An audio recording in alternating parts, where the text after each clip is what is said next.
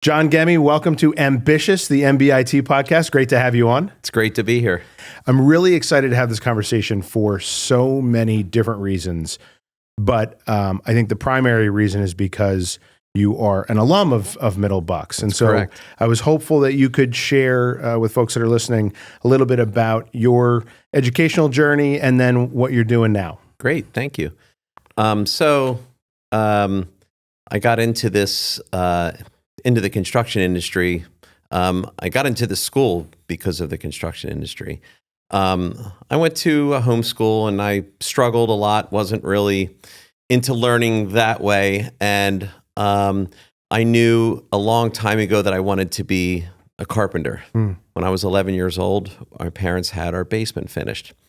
Ironically, the two gentlemen that finished our basement were also alums of this school. Is that right? Yes. So I'm getting... The roots run deep. It does. So these two gentlemen, they were so nice. They let me, this was during the summer, they let me hold the 2x4s and bring the drywall down and like hold the drywall while putting out, like, this is what I'm doing. I was 11 or 12 years old. A little Dennis the Menace, Absolutely. You know? And they were so kind to let me be there with them. Fast forward to, I knew right away, I told my parents, I want to go to I want to go to the tech school. I pass it every day on my way to homeschool.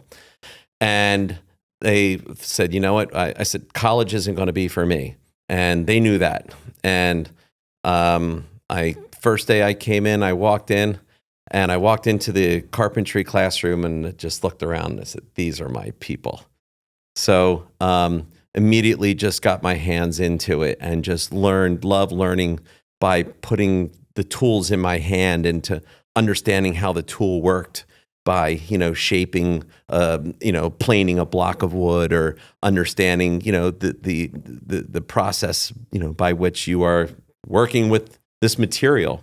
And by doing that, I found this way of learning that just clicked, and I just became so passionate. What was your relationship with school like in the traditional K-12 setting? Yeah, I would get to school and I would, of course, a construction project was happening out the window of my school. Naturally. So, of course, there's me looking out the window and just like, that's neat, watching them hook the crane up to the steel beams. I'm like, that's neat why they hooked the piece of steel that way so it wouldn't slide. John, would you like to come up to the board and work out this problem? Okay, no. And so I struggled a lot. I just I was interested, but it wasn't really what interested me. I was more learning by the environment, being more environmental learning. And so, and we talk a lot here about the power of learning by doing. Yes. And I think that folks are it's very obvious that we, as a species, like to learn by doing, like to learn by experiencing. And so experiential learning is what we do at this school. Yeah. And it has for a long time gotten a bad rap. But I would say we've seen this renaissance in the last, say, 10 or so years where people aren't maligning this type of learning as much as they once did. And I think they're doing that for a lot of different reasons, some of which I think we'll get into about your entrepreneurial journey as well. Yeah. But I think that they maligned it because it was not what they were used to, or wasn't the path that they followed. And I've said this before, and I'll say it again. I think when we said that the path for everybody is college for all, that we accidentally might have said trades were for none. And now we have this incredible skills gap in our country, and I'm sure we're going to talk about that some more. But talk about how you went from being a precocious young man here at Middle Bucks to your path to wearing a shirt that has your last name on it right now. Yeah. So as I learned, I went on the co-op program here and worked for a local builder who I'm still very close with today. And as I was learning and now in the field, my parents' house that I grew up in right up the street here, well, it needed some work. And so I asked my boss, hey, my parents' house needs a roof.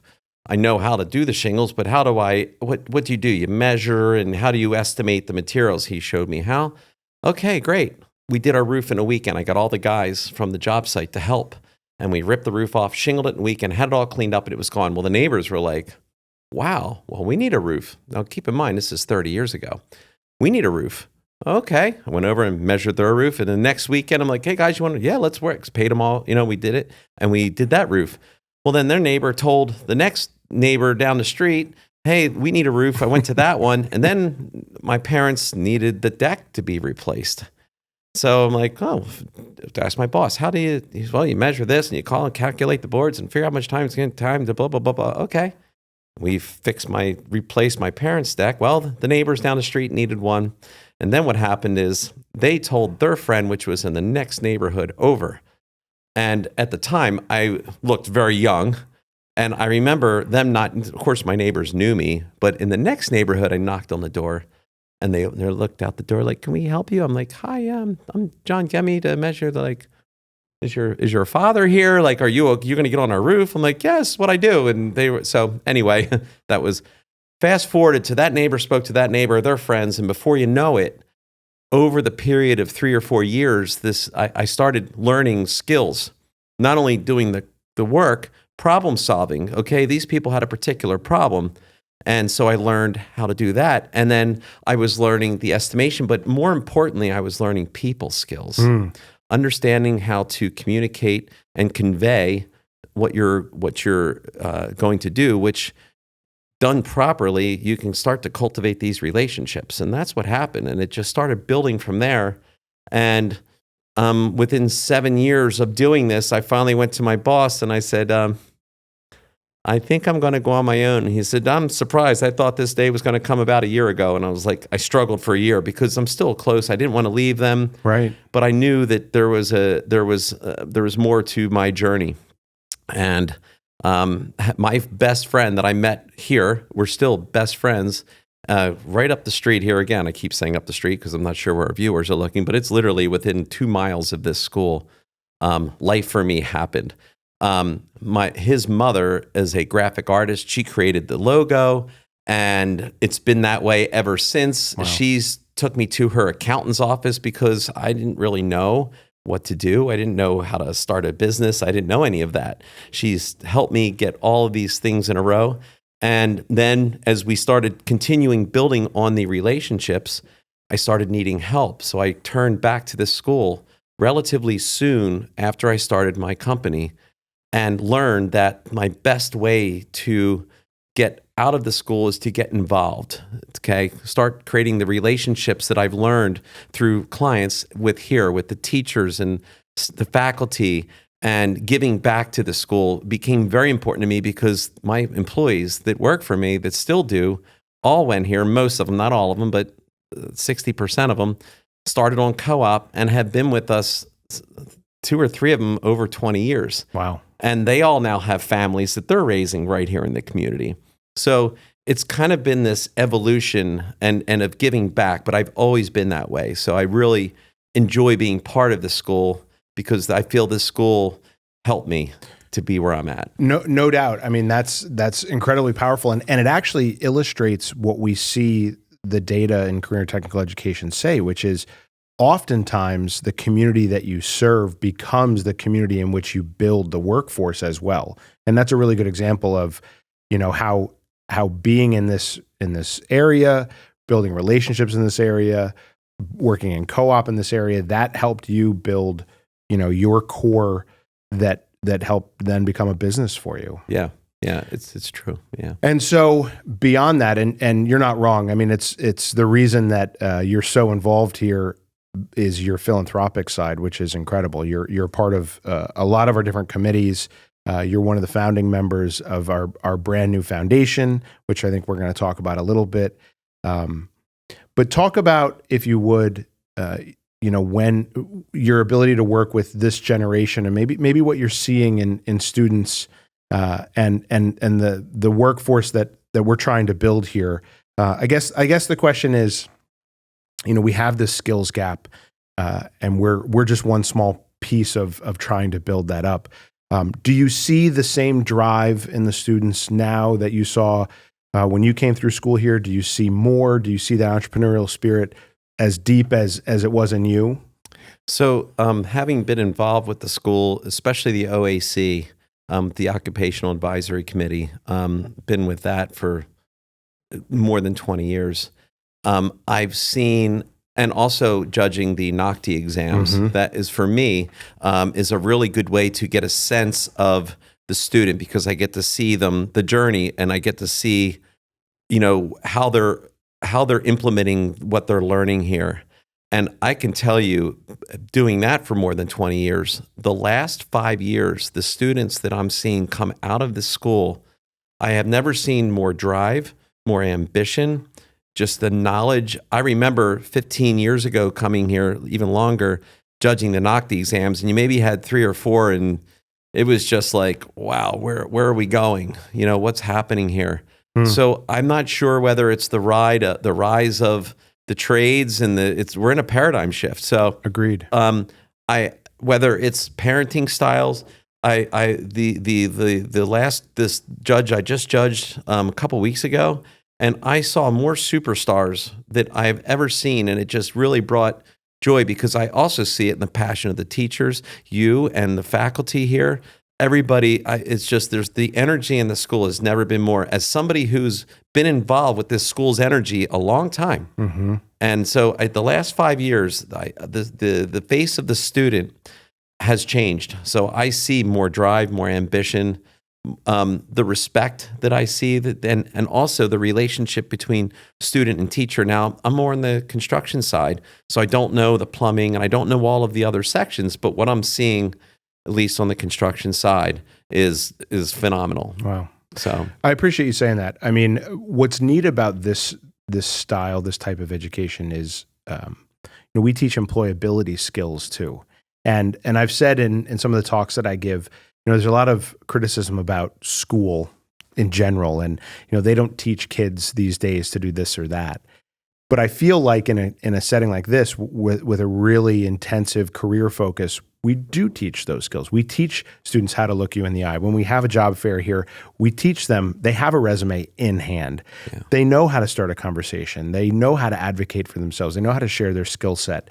And so I think it's something that is part of that paradigm shift. Yeah. I guess from your perspective, my next question is, why do you think we're in this paradigm shift? What do you think it is? And I've got a number of different theories. I'll throw some at you and you can weigh in.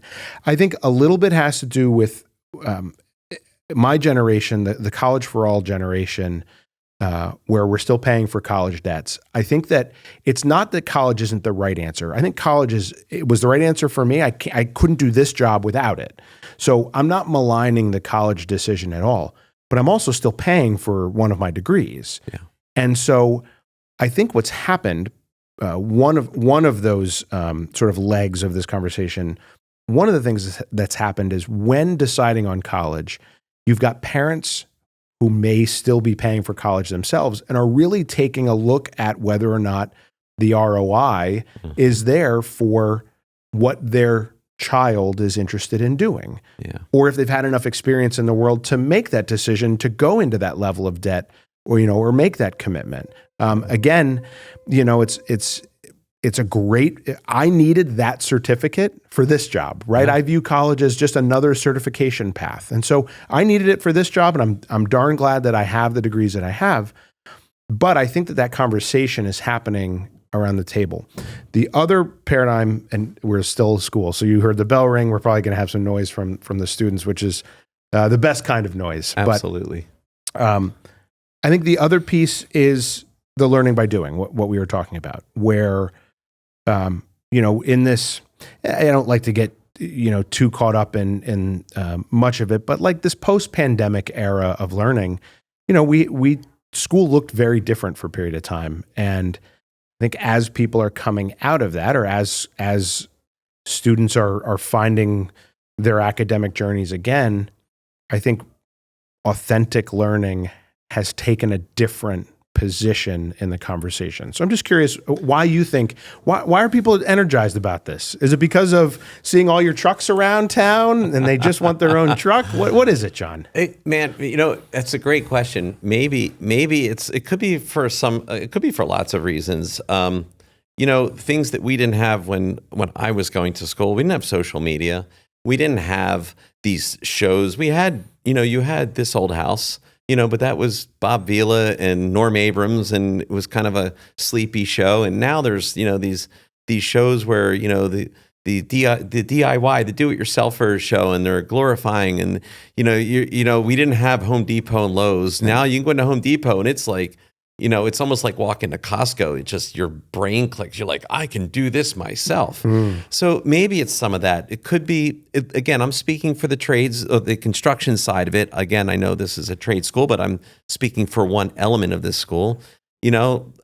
There's some great people out there that are getting messages out, like Mike Rowe, for example, who is doing a podcast and is doing just speaks so highly of the trades. And I think people like that message is just getting out there. I think the avenues at which the message is delivered, there's 5 probably between social media, streaming shows, all these things. The strongest device we have is our cell phone that's got more, computing power than anything we ever had growing up. I think that the way that it's being delivered, the message, and I could be wrong, it's just, I also, so that's way one. I do agree with your, that the parents, here's a good example. When I first started hiring people and my first set of real hires, where real hires meaning like this was, wow, I'm hiring 3 very skilled people that know what they're doing and they want benefits. And I was, wow. And I had to hang up the tool belt like that time. One of those 3 went to college. This is still young, early 20s at the time. His family really wanted him to go to college. He really wanted to come to a trade school.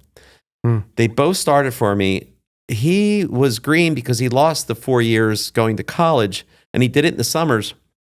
But my tech school students that came to me were making more than he did when he got into the trade because he lost that 4 years. But the money was different. He didn't know. He was behind the learning aspect of it because you can read books on this, but when you're out there in the field doing it, you'll learn. So maybe that has, that's just the college isn't for. And there are, I remember growing up, the parents are like, nope, you're going to college no matter what, that you have to. I'd imagine you'd want your attorney, your tax broker, or your accountant. These are folks that I would imagine you would like to have a college degree, right? Absolutely. But do I care if the person coming that's installing my air conditioning system did? No, absolutely not. Do I care that the carpenters and the people that are, I just think that what we learn in the trades, the problem solving skills by being in situations, I just feel everybody learns, whether the college is great books and I could read a book. You could put a book in front of me. I could 20 minutes sit here and read quietly, close the book. And you could ask me questions about it. I would tell you nothing. I would say I didn't retain any of it. So, but if I could tell you exactly why. And so I feel like that is the 2 different styles of learning. Again, I'm not sure if I'm answering the question. I may have just went off the rails a little bit, but it's still just, all part of the whole collective goal here. Let's talk a little bit about hiring. So there obviously, we're now seeing, record interest in career tech schools, and that's not just Middle Bucks. That's across the state and across the country. Has that hit your business in terms of hiring yet? What I mean by that is, are you finding, and maybe part of it is the fact that you've created a pipeline here. I mean, I took a phone call from a gentleman who was looking for electricians. He was in Michigan, says, I understand you train electricians. How do I get some? Yeah. And, I laughed because I said, on the drive from me to you, everybody along the way is going to need electricians. I mean, there's a shortage across this country. Absolutely. So you've done, and I think the model that you've established is a lesson for those in the trades, that long gone are the days of putting an ad in the paper and getting 20 applicants for a role. You've taken a very active approach in creating a pipeline for your work so that you can both participate in the educational process. Hey, this is important that you're teaching this because this is what's happening as part of the OAC. Evaluating talent. So you are able to judge, say, the NOCD and get an idea of of how that student performs under pressure, under a deadline. You've worked actively to create that pipeline. So perhaps you're not seeing the same stress on the hiring side, but I'm curious if you could weigh in on how you feel that skills gap, that shortage of skilled labor has affected your field. Yeah.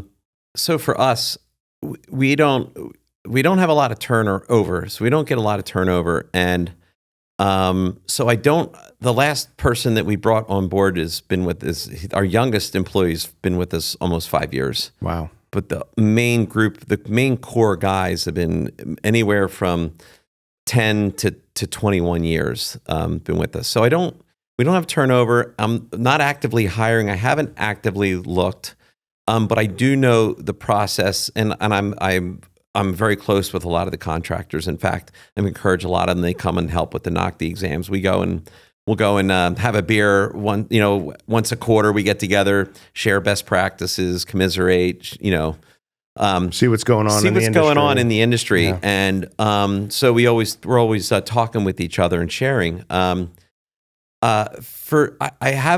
guess I don't have a lot to add to that. Our philosophy is we've raised our employees. We get them from here. They're green, relatively. They got the book smarts. They know how, but you're green when you come out of here. Green in the sense that you haven't been in the field. And then we put them with leaders that are in our organization that also alum from here, that were raised by the first generation. We're on our third generation of employee right now. Wow. So the third generation raised the second generation. The second generation has raised the first generation. And so it's kind of how it's just kind of how it worked. The advantage to that is that we brought them up in our culture. Yes, you got to put the time in. Some people just they're calling you, we're desperate need of electricians. We're going to grab a kid and throw them in the field and let them go. Well, you can't do that. Right. And then I tell people like, hey, I know you've got a lot of success with the tech school. I brought 2 kids on board and, I'm like, well, what was your expectation? Well, listen, we're busy. They had to get right in there and do yeah, that takes time. That can take really a full year just to get them onboarded. But then it could be another 4 past that before you're able to let them go and do things on their own. They're really going to be the helper for a while. But if you have the time and you're not in desperation, then that has been raising them in your culture, because you've taught the first generation. They've learned from you how you want to be, how you treat. They watch you interact with your clients. They watch you work. They watch your work ethic. How's your truck cleaned, organized? How are you taking care of your note? Like, how are you? And then they've now instilled that onto the people that they worked. And now, like I said, we're on the third generation. So I don't really, because I haven't hired in such a long time, I do know what was neat with the NOCD exam is there was 3 kids I would have taken right away. I don't have spots for them. But my other friend I think he's taking one of them, one of the other contractors that I brought to the thing, because that is really the best way. Is they're putting let's see how they do through the NOCD right. Under pressure. See how they're problem solving. You can watch it. You can tell who does what. So I don't really have that. This is the first time we had a job fair here. It's the first time that I've started to see companies recruiting based on the lifestyle that they can offer to an employee. So you've got a little bit of secret sauce here relative to recruiting, but then retaining, and your mentorship obviously is important to that, retention side of things. Perhaps not in your specific business, but in the field, are you hearing folks talking about the benefits that they're having to offer to try to recruit and retain folks? Yeah, absolutely. So the thing is, the key to it is obviously if you have really good talent, you want to keep them. Today, it's different. You're right. It's a lifestyle. The people it's not always about the dollar. Mm-hmm. It's more about the experience. Being careful with who I put our team in front of clients. I don't always, if I meet somebody, I get a sense that they're not going to behave a certain way. You always hear the contractor, took this and they took our money and ran, and you hear all these horror stories. Well, there's clients out there that don't behave well. I made that mistake of working. I got my spidey senses were telling me. Then I put my team in front of them. It brings the morale down. It brings these people aren't. So we've kind of shaken that off. And how to retain is have the right, you get the right client. You get the right attitude and you get the right personalities, and they mix and they flow really nicely. You now have created this environment for your employee to enjoy what they do. They want to come to work that day. You have to take good care of them. You have benefits, but there are other things. There's secret sauce. We do an annual company mountain trip, and we go up to the mountains and we shut everything down for the week, and I pay them for the week, and we have just the best time. We do team building things. Sure. We go on hikes. We do things, and everybody comes. They don't have to come. They all come and look forward to it. We've been doing that for 15 years.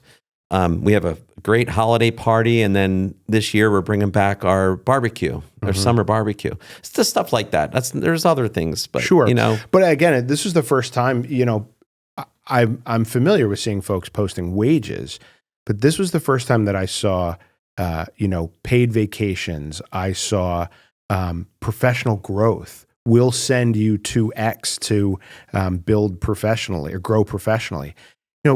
That's not always what you've seen in our 21 trade areas. When I saw that at our job fair, I thought they're recruiting towards what speaks to this generation, which is the lifestyle that they're going to have. And I also think, maybe just back to that earlier question, why this is appealing to folks. As much as I hate the phrase gig economy, when you leave here, you have a certificate, you have a skill, you have some employability that allows you to decide where you want to go, gives you a lot of freedom. Where you want to go, you're relatively debt-free. Some of our programs, our students are leaving here with, tools because they're part of a pre-apprenticeship program. So they've got tools, they've got contacts, connections, perhaps internships, and it gives them a lot of mobility. And it's just a neat thing to see and to be a part of. It's a wonderful thing. So let's just shift to sort of the third act and talk a little bit about the work you're doing now relative to the school and your newest adventure, which is the Education Foundation. So when I came on board here, the way that technical schools are funded, 80% of our dollars are coming from our member districts, and we're hugely thankful for their support of our school. And our member districts are top of the heap, best of the bunch, and are major supporters of Middle Bucks. However, there are always projects, or there are initiatives, or there are things that we'd like to do that, my budget so right now it's the end of April. My budget for next year is already done. So this time next year, I've made all the decisions on what can be in the budget for the next fiscal year. And so as these projects or these ideas come up, we were looking for ways that we could potentially fund those as grant opportunities, mini grants, those sorts of things. And got to talking with you and some other folks about establishing a foundation. And so now we have the MBIT EF, Educational Foundation, and we are a very young group, a non-voting member, but I participate in the organization of it. But if you want to talk a little bit about what the foundation is, what it does, and how people can learn more. So the Education Foundation is and I guess it's a committee that, I guess we're a committee. We're a committee. A group of us that pulled together, and the goal for the Education Foundation is, as you shared, you have streams of revenue that come in, but there's holes and there's voids. And so the Education Foundation is created to help fill those voids, whether it be for programs here, it may be for something for the classroom, whatever it may be for a student that might need some help getting some of the tools that they need to be able to come here. I understand that if you're going into a cosmetology and you need to come with probably about $1,000 worth of nice scissors and things, there's things that you need. And that stuff isn't funded by these things. So this is another option. We're still working out where it's going, but where the money is going towards. But we're right now we're focusing on creating this organization. We have a Facebook page, the Education Foundation, MBIT Education Foundation. And again, it's just going to be able to help fill these voids. It's having monies where you won't have to go through, writing a grant and all of this effort. If you needed something to help with the program or whatever it is, it's going to be there for the school. We're going to try funding this different ways. The other initiative that we're starting is the Alumni Association. I'm so excited about this. This is really exciting for me because, again, being a trade school, this isn't a college. So people didn't come to MBIT from Ohio and from all over the place. They come here and learn and they leave. We're a trade school. Most of us are still in the area. I'd say 80, 70% probably are still in the area. In fact, most of my true friendships and relationships are still right here. And as I spoke to them about creating Alumni Association, everybody's excited. Wow, that's a great idea. So we thought, we'll create Alumni Association and we're going to create events. These events, we're going to help, and all the monies that we can raise, whether it's, again, all for the Education Foundation, whether it's, we don't have that all worked out yet. We're still working on it, but we have ideas. We're going to create an alumni night in the fall. We're going to come here, have the alum come here. Let them see what we've done to the place. Let them see, because it's exciting here, I got to tell you. And I tell my friends, I'm like, wait till you guys see this. They're all excited to come. So be able to get them involved. And these are also, the alum are also business owners that have taken what they've gotten from the school, learned, and created businesses and lives, and they want to give back. So the energy that we're creating right now between the Education Foundation and the Alumni Association as we build this is all the proceeds is all coming back to the school, for the school, and to be used by the school, again, to fill those voids. Well, and ultimately, because we're a consortium school and we pull from 4 school districts, one of the things that I have a lot of passion about is building community. And having an MBIT community, I'm hopeful that the Alumni Association gives a place for folks to continue to stay connected to our school. I think your experience is certainly unique, but also not unique in the sense that I think a lot of people found community here, found friendships here. And you're right. I think that our alums are going to be local to this area. And so it's a great opportunity to reconnect with our alums. When I came on board, we didn't have a strong alumni association or alumni group. And so we're trying to establish that so that those folks have somewhere to go and have a way to stay connected, and then ultimately give back to a school that hopefully gave them some opportunity as well. It's true, and there's multiple ways you can. There's a monthly newsletter that goes out. There'll be links, but the Alumni Association, MBIT Alumni Association on Facebook, and the Education Foundation is also on Facebook. We're going to start sharing information there. But if you go to, I'm not sure how we'll do. We'll get a link. I don't know how this is going to work. We'll do some show notes. We'll do some show notes. If you're an alum from here, we'd love to hear from you. We have a questionnaire that we've created that you can fill out. It just tells us a little bit about you and where you are. And if you're interested in getting involved with some programs here, help give back to this amazing school. Great. And it's a registered 501c3 nonprofit, and we're excited to get it going and off the ground. Absolutely. John, where can folks find out more about the work you're doing now with your business? Oh, yeah. Thank you. GemmiConstruction.com, GEMMI construction.com. We do a lot on social media right now, on Instagram and Facebook. We're getting into doing some more videos and reels, which is fun.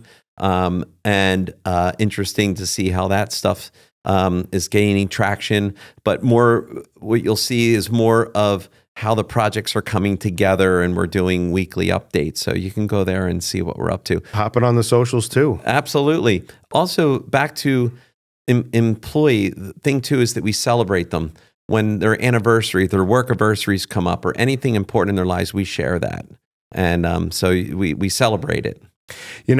So I found, we added a deck onto our house, and I found our folks, I didn't find them through Instagram. I found them through a reference, like most folks do. But I got to see their work on Instagram, and that visual media is a really great way to spread the message. It's also why we're so intent on using social media here, so that folks can see what happens, behind these walls. The social media in the school is amazing. We're I trying. get a kick out of it. You guys are doing a wonderful job. Well, now you're part of it. You're on the podcast. Hey, cool, great. John, Welcome. This was a pleasure, and it's always a pleasure to talk to you. Thank you for the work that you're doing. Thank you for giving back to Middle Bucks. Thank you for the opportunity. We appreciate really it. appreciate being here. Thanks, John. You're welcome. Ambitious is a student-produced project of Middle Bucks Institute of Technology. To find out more about MBIT, visit us at www.mbit.org.